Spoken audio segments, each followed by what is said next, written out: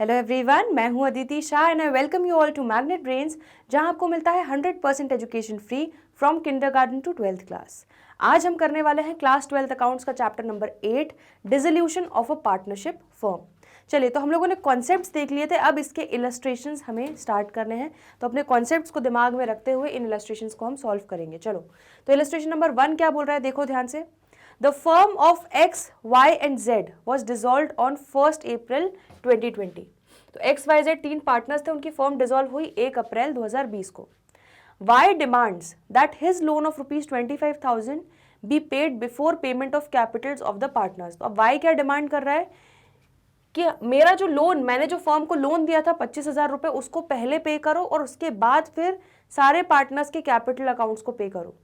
But X and Z demand that Capitals B paid before the payment of loan by Y। लेकिन X और Z बोल रहे हैं कि नहीं नहीं, पहले आप पार्टनर्स के कैपिटल्स वापस करो, उसके बाद आप Y का लोन देते रहना। ठीक है, अब ये लोग फर्म से लड़ रहे हैं, फर्म के सामने। Who is correct and why, अब कौन सही है इसमें, बताओ जल्दी से। कुछ याद आ रहा है? सेक्शन 48 हमने पढ़ा था, सब कटोरा लेके खड़े हैं फर्म के सामने।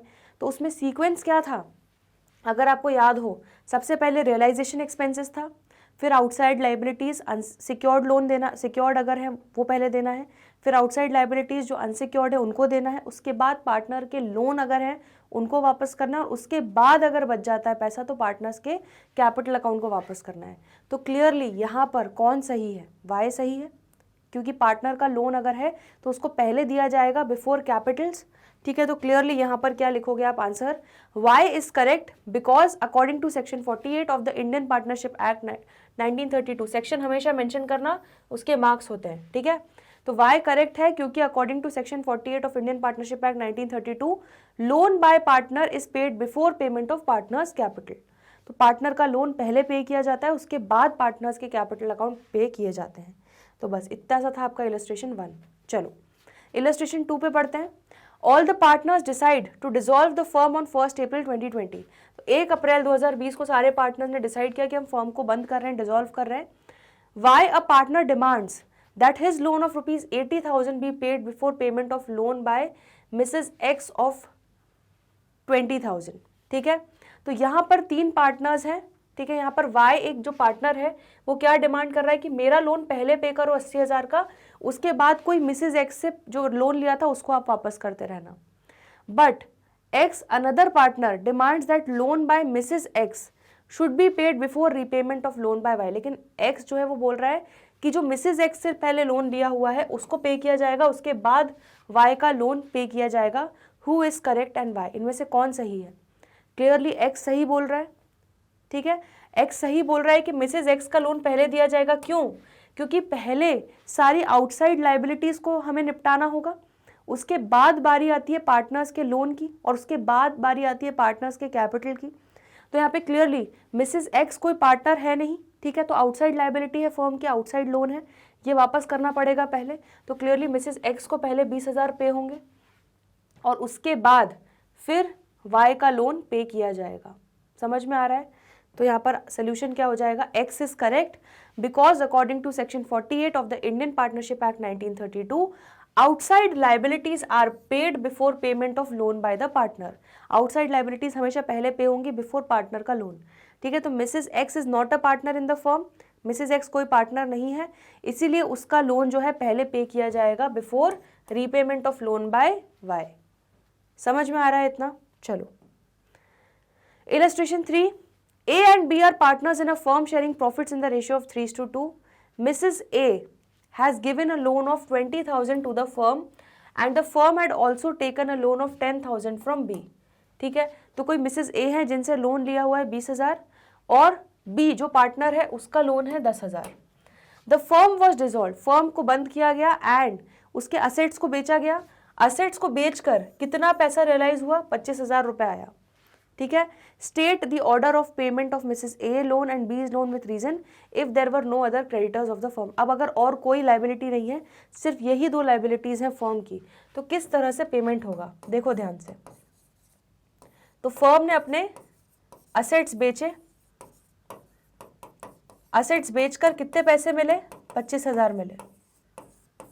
ठीक है, असेट्स वर रियलाइज्ड फॉर 25,000। अब यहाँ पर फर्म के सामने ये दो लोग कटोरा लेके खड़े हुए हैं, कौन कौन खड़ा हुआ है? एक तो मिसेस ए खड़ी हुई है और एक जो पार्टनर है बी खड़ा हुआ है, ठीक है। तो क्लियरली सेक्शन 48 में क्या बोला गया है, हमेशा आउटसाइड लायबिलिटी को पहले पे ऑफ करेंगे। तो यहाँ पर बी तो पार्टनर ही है, ठीक है, तो पार्टनर के लोन की बाद में बारी आएगी। पहले मिसेस ए का लोन दिया जाएगा, तो इस 25,000 में से 20,000 रुपए मिसेस ए के कटोरे में डाले जाएंगे और उसके बाद फिर जो बी जो है, जो पार्टनर है, उसका नंबर आएगा। तो जो भी बचा हुआ है, अब कितना बचा है, 25,000 में से 20,000 तो मिसेस ए को दे दिया, बचा हुआ 5,000 रुपए बी को दे दिया जाएगा और बोलेगा कि बस अब आपका हिसाब किताब खत्म हो गया, ठीक है, इतना ही पैसा था फॉर्म के पास। समझ में आ रहा है? तो यहाँ पर चांस बाय चांस जो आपको सीक्वेंस दिया है सेक्शन 48 में, आपको उसी को फॉलो करते हुए इस क्वेश्चन को सॉल्व करना होगा, ठीक है। तो ऑर्डर ऑफ पेमेंट क्या होने वाला है, सबसे पहले आउटसाइड लायबिलिटी मिसेस ए का लोन दिया जाएगा और फिर पार्टनर का लोन दिया जाएगा, जो भी अमाउंट बचा होगा। चलो, according to section 48 of the Indian partnership act 1932, Mrs. A loan of rupees 20,000 being outside parties debt will be paid before repayment of B's loan, ठीक है, बिल्कुल वही सेम बात जो मैंने बोली थी। B will be paid up to the available cash that is 5,000। अब अवेलेबल कैश कितना बचा था आफ्टर मिसेज ए का लोन रीपेमेंट के बाद? 5,000। तो बस बचा खुचा जो भी होगा वो बी को लोन का उसका रीपेमेंट उसको दे दिया जाएगा। समझ में आ रहा है? तो ये था आपका इलस्ट्रेशन 3। कोई डाउट हो अभी तक तो पूछ लो जल्दी से। आगे बढ़ते हैं अगले इलस्ट्रेशन पे, इलस्ट्रेशन नंबर 4। इलस्ट्रेशन नंबर 4 देखो क्या बोल रहा है, Shiv and Mohan were partner sharing profits in the ratio of 3:2, ठीक है। तो दो पार्टनर्स हैं, उनका प्रॉफिट शेयरिंग रेशियो दिया है। Give journal entries under the following situation at the time of dissolution of firm. तो पूरी वर्कमैन कॉम्पनसेशन रिजर्व से रिलेटेड आपको अलग अलग सिचुएशंस दी हैं, उसके अकॉर्डिंगली आपको क्या जर्नल एंट्री पास करनी है वो आपको यहाँ पर सोल्यूशन में दिखाना है। चलो, तो देखो बिल्कुल बेसिक सा कॉन्सेप्ट हमने अभी तक जो सीखा था, वर्कमैन कॉम्पनसेशन रिजर्व की गुल्लक होती है, ठीक है। अब इस गुल्लक को क्यों मेंटेन करते हैं, क्योंकि अगर वर्कर से कुछ भी क्लेम आता है तो इस गुल्लक से उस क्लेम को हम वर्कर्स को दे देते हैं, ठीक है, और उसके बाद बचा हुआ पैसा पार्टनर्स में बांट देते हैं। अभी तक हम यही कर रहे थे। डिसोल्यूशन में भी कॉन्सेप्ट सेम है, बस यहाँ पर क्या होगा, यहाँ पर कोई रीवैल्यूएशन अकाउंट तो बनाया नहीं जाता, ठीक है। और वर्कर्स को जो क्लेम अराइज होता है अगर, ठीक है, तो उसको आप एज लाइबिलिटी बैलेंस शीट में दिखा नहीं सकते। क्यों? क्योंकि बैलेंस शीट तो हम इवेंचुअली क्या कर रहे हैं, एक एक आइटम खत्म कर रहे हैं, ठीक है। बैलेंस शीट इवेंचुअली हमें क्या करनी है, खत्म करनी है। क्यों? क्योंकि हम यहाँ पर फर्म को डिसॉल्व कर रहे हैं। समझ में आ रहा है? तो इसीलिए आप अभी कोई नई लाइबिलिटी तो क्रिएट करोगे नहीं, इसलिए क्या करोगे, अगर कोई भी क्लेम आता है तो वो आप रियलाइजेशन अकाउंट से रूट कर दोगे और उसी अकाउंट के थ्रू पेमेंट कर दोगे। समझ में आ रहा है? सारे असेट्स और लाइबिलिटीज को मार के हम कहाँ पे लेके जा रहे हैं, रियलाइजेशन अकाउंट में ले जा रहे हैं ना।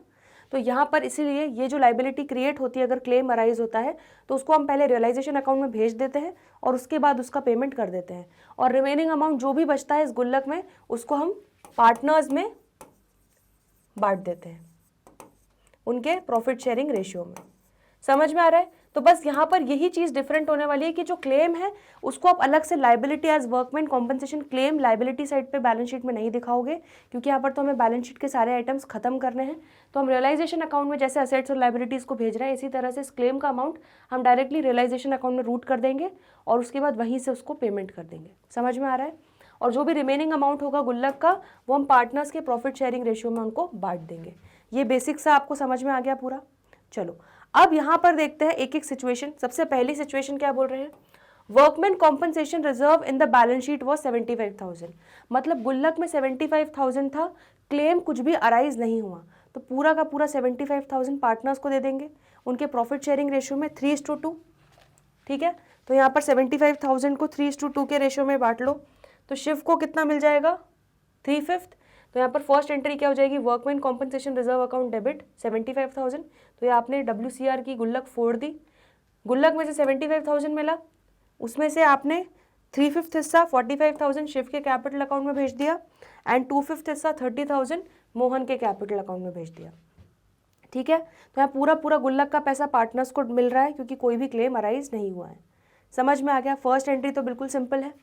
तो balance of workman compensation reserve transfer to partners capital accounts in their profit sharing ratio, ठीक है।